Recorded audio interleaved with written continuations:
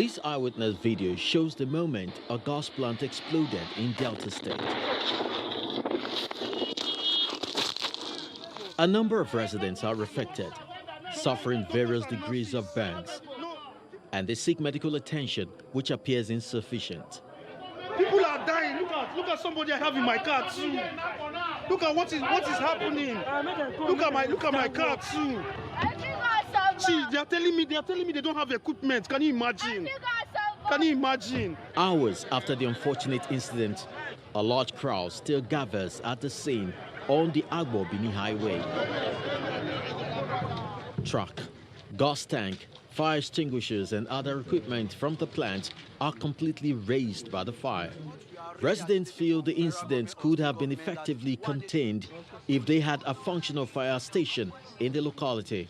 The state government, the federal government should work assiduously to make sure that we have a workable fire service. Because if you say we have a very formidable fire service, this thing would have quenched. The fire still smolders at the time of this report. Governor Kowa is here to ascertain the extent of damage done. The impact of the explosion is felt as far as 500 meters away from the epicenter. Homes, farmlands are destroyed to a significant extent. The governor makes his way through the agitated crowd to the homes of some of the victims of the explosion to commiserate with them.